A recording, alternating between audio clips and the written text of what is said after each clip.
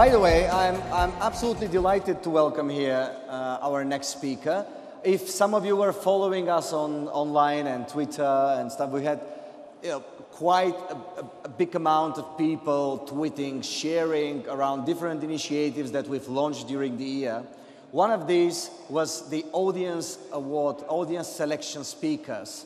It turned out, I think we've attracted over 57,000 people voting for, as far as I remember, around 300 to 400 speakers joining.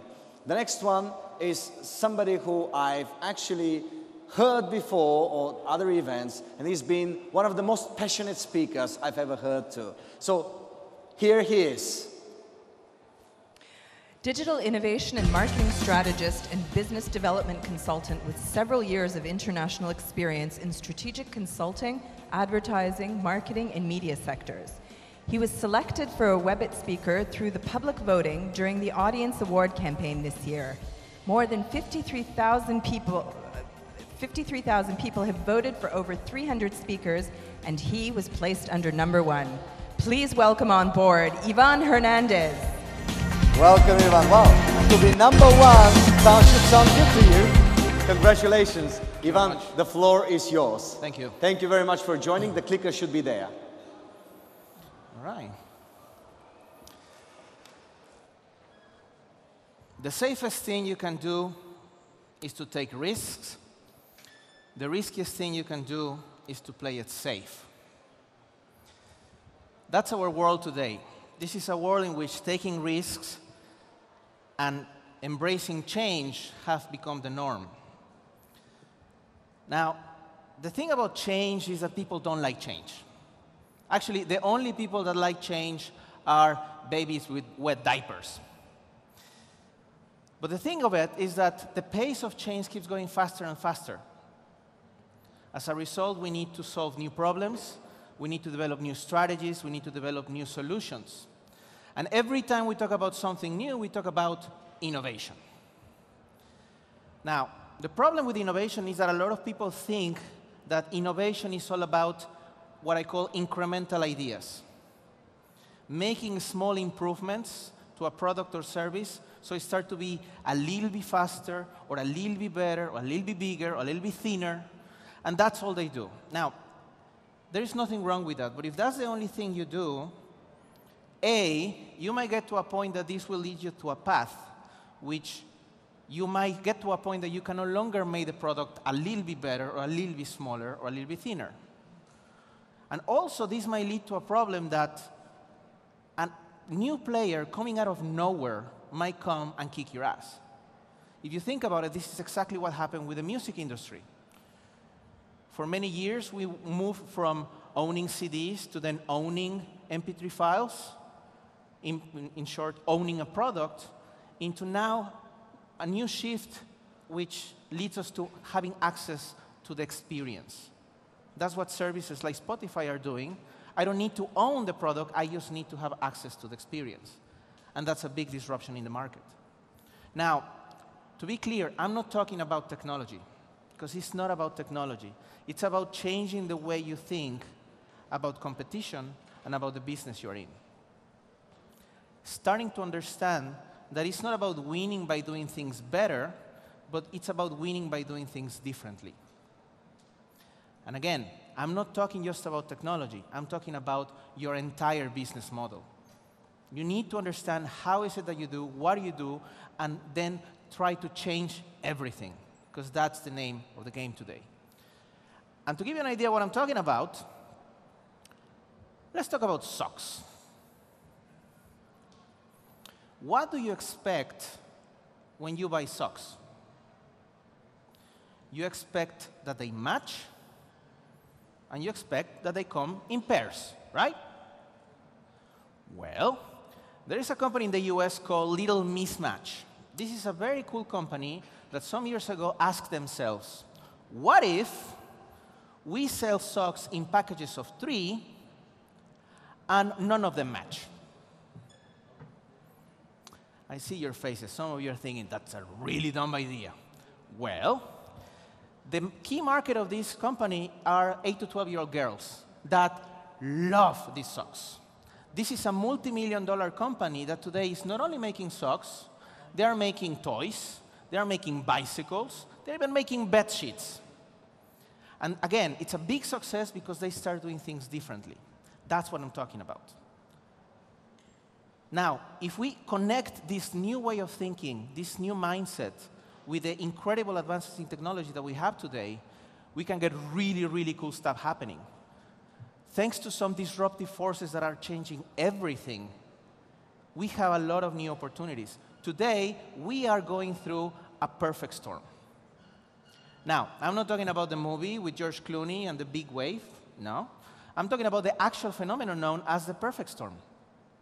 I don't know if you know, but the perfect storm happens when three forces converge: warm air, cool air, and tropical moisture. Now, what's interesting is that we have contact with these forces independently every day.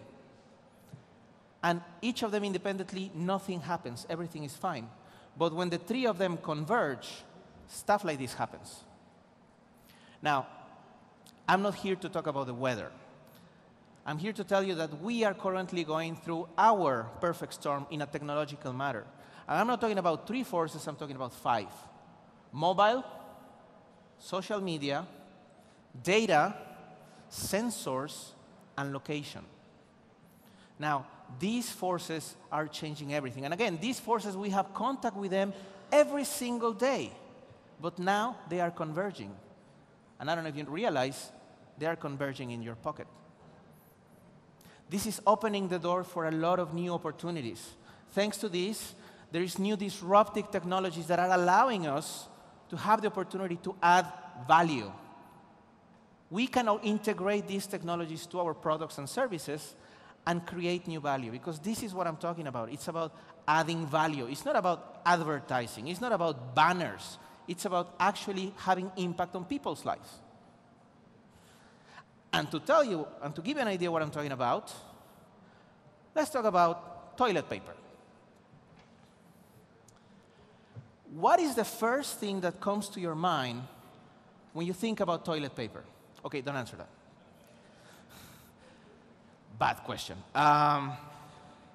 Talking about brands, talking about companies that manufacture toilet paper. What's the first thing that comes to your mind when they promote themselves? They have puppies, or cats, or animated dogs, or families holding hands, jumping in the field, and showing how soft the amazing toilet paper is. That's what every single toilet paper company is making and is doing, right? Well, there is a company in the US called Charmin. This toilet paper company developed a mobile app. This is a mobile app called Sit or Squat. This application gives you the location of public restrooms. So imagine you are one day walking around the street and, I don't know, you have small children or you have very bad Mexican food. For some reason, you have to go to the restroom and you have no idea where to go. And all of a sudden, this application gives you the information. If it's green, it's good, it's clean, you can go. If it's red, avoid at all costs, you don't want to go there. And interesting thing is, this is a form of adding value. And think about it. If one day this application literally saves your butt, the next time you are buying toilet paper, chances are that you're going to go for this. Now, I know what you're thinking. That's a really cool idea. This is the type of stuff that we need to do. Well, it's not about ideas. It's about making ideas happen. It's about getting your hands dirty and actually taking risks. Because everybody has ideas. Everybody has great ideas, but the problem is that not many people go for them. Not many people go through the execution process. This leads me to a big point. Once you come up with an idea, you need to develop a sense of urgency. Time and time again, I see companies that have a great idea, but they spend a lot of time testing and planning, and we are thinking about it. And as I mentioned before, the pace of change just keeps getting faster and faster and faster. And if you don't take over, you're going to be left behind. Experiment. experiment more. You need to start trying new stuff. And I know it's scary, and I know taking risks sometimes is not well seen in our companies. But if we don't experiment, you are not going to be able to transform your business to the current realities of the world today. One advice that I give to different clients is to actually you don't have to jump all at this new experiment phase. You can go gradually. One thing that in a very conservative manner, 70% of your budget, put it into something that is proven. If you advertise on TV and works for you, fantastic, keep doing it. But put 20% of your budget into trying new stuff, so you start to understand better these new technologies. And 10% use it to test new models. Because these new models are the ones that are going to be the norm in about 6 months or a year. And if you are already experimenting now and you are learning now today, in 6 months or 1 year from now, you're going to be ahead. Now, I know change is scary, but change is imminent and change is essential to survival. And when somebody tells me that they don't like change, I always like to quote the words of Erin Shinseki. It says, if you don't like change, you're going to like irrelevance even less. Thank you very much.